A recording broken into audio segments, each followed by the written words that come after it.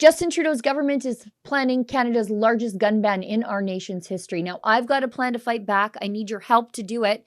Head on over to handsoffourguns.ca to sign the petition and to learn more. Today, we are closing the market for military-grade assault weapons in Canada. We are banning 1,500 models and variants of these firearms by way of regulations. These weapons were designed for one purpose and one purpose only: to kill the largest number of people in the shortest amount of time. There is no use and no place for such weapons in Canada. So, effective immediately, it is no longer permitted to buy, sell, transport, import, or use military-grade assault weapons in this country. But a military-style assault weapon is just a term Liberals use to confuse people who don't know anything about guns, although, quite frankly, I can't tell if it's purposefully confusing to mislead the public or if the Liberals are also so ignorant that they don't know anything about guns either, because as a gun owner, it feels a lot like having somebody who's only ever seen a car on TV making the rules of the road for everyone else. Because never, ever has Prime Minister Justin Trudeau banned a single military-style assault rifle in this country, because we don't have those in Canada.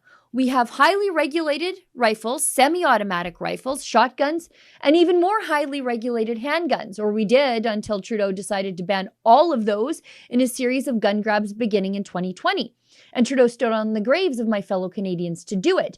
In May 2020, after the worst mass shooting in Canadian history, Justin Trudeau and his RCMP Commissioner Brenda Lucki colluded to ban 1,500 popular models of Canadian firearms through an order in council, thus completely bypassing the parliamentary process. And we have a culture where the difference is guns can be used for hunting or for sport shooting in Canada, and there's lots of gun owners, and they're mostly law-respecting and law-abiding. But you can't use a gun for self-protection in Canada. That's not a right that you have in the Constitution or anywhere else. If you try and buy a gun and say it's for self-protection, no, you don't get that. You get it for hunting. You can get it for sport shooting. You can take it to the range, no problem, as long as you go through our rigorous background checks. But there's a difference around the culture. And one of the things that we're seeing with the debate in the States is you get more and more of the American style, right to carry, self-defense arguments filtering up through the usual more right-wing communications channel. Trudeau, as I said, stood on the graves of my fellow Canadians to scapegoat the very people who'd done everything possible to follow all the gun laws for the crimes of a man who owned all of his firearms illegally. Today, as the Prime Minister has said, we are announcing an immediate ban on over 1,500 models of assault-style firearms, and effective immediately. These newly banned firearms cannot be legally used, sold, or imported in our country. And as of today, the market for assault weapons in Canada is closed. Enough is enough. And we are ending the proliferation of these weapons and the militarization of our society. From this moment forward, the number of these guns will only decrease in Canada. And then more recently, Prime Minister Trudeau outlawed the sale, importation, and transfer of ownership of handguns through Bill C-21. Now, handguns are the most highly regulated form of firearm in this beautiful country. If you're like me, you have to possess a very specific license to own one. I can only use it at an approved range. I can't carry it. I can't shoot it in the backyard, no matter how much land I have. I have to call and ask a government bureaucrat before I can move it from my house to the range. And those who, like me, who own these insanely regulated firearms, are subject to daily background checks. In May, our government introduced measures to implement a national freeze on handgun ownership. Today, our national freeze on handguns is coming into force. From today forward, it is no longer legal to buy, sell, or transfer a handgun in Canada.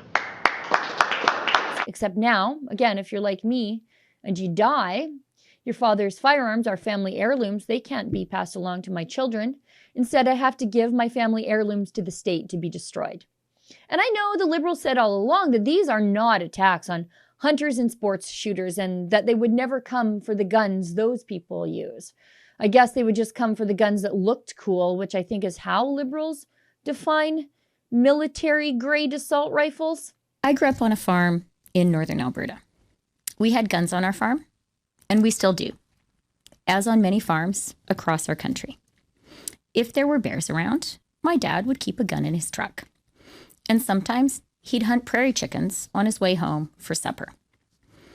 And you know what? Neither my dad nor any other farmer I knew then or have known since owned an assault rifle or an assault-style rifle. And that's because those weapons are not for hunting. They aren't for shooting a prairie chicken or scaring off a bear.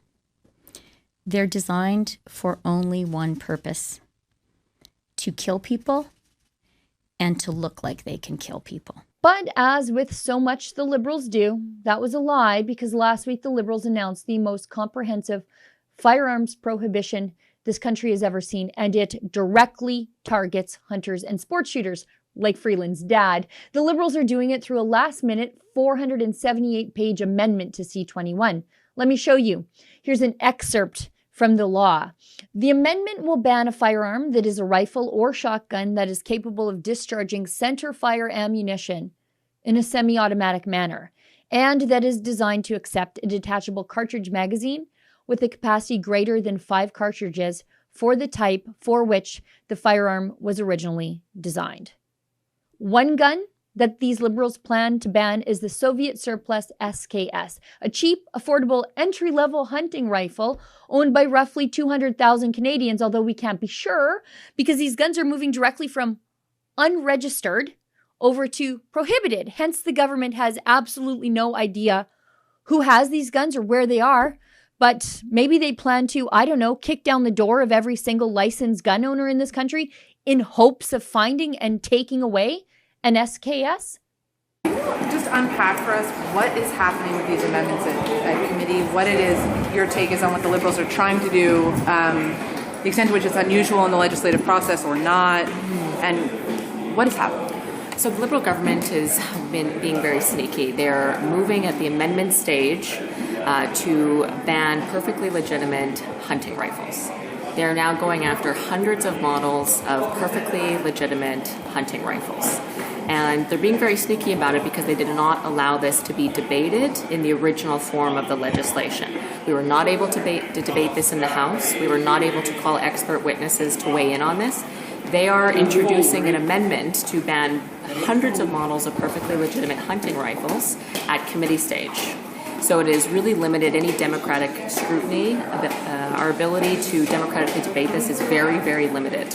This firearms prohibition hits every single semi-automatic rifle in this country and a majority of shotguns except for basically a handful of duck shotguns. Look, whether or not you own guns or care about guns, this legislation targets well over 2 million Canadians who've done absolutely nothing wrong and who, like me, submit themselves daily to vetting at the hands of the state just to enjoy their lawfully attained property. They're being scapegoated for the failures of progressive policies in Canada's big cities, for the Liberals' inability to deal with border issues that allow for drug trafficking and gun trafficking and human trafficking. Justin Trudeau is making a special class of criminal out of the law-abiding while simultaneously lowering the penalties for firearms-related offenses relating to gang activity because of systemic racism. More people are licensed firearms owners in this country than play organized hockey. Shooting sports by the numbers are our national sport, whether the Liberals like it or not. Our firearms are our family heirlooms. They're tied to the past. They're tied to the way we protect our livestock, the way we enjoy nature, the way we sustain our families by harvesting animals. We're not criminals. We just have a different hobby. This country was built by men who ventured into the unknown wilderness with a firearm. It's part of our history. It's part of our heritage, and it should not be undone by a buffoonish and bigoted government that seeks to blame firearms owners for the problems those same buffoons have either created or made worse through their own bad policies. If you agree with me, please visit handsoffourguns.ca, sign the petition, and keep checking back there because I've got big plans, other ways to make our voices heard to Justin Trudeau and our Public Safety Minister, Marco Mendicino. Big ways they can't ignore. For Rebel News, I'm Sheila Gunn-Reid. I think people need to be careful about misinformation and disinformation in this. We've explicitly and specifically not targeted law-abiding firearms owners because those who currently own and operate handguns safely and store them safely are not at all targeted by this legislation. We're simply saying that we are freezing the market, and in the future it'll not be possible to buy, sell, transfer, or import handguns in Canada.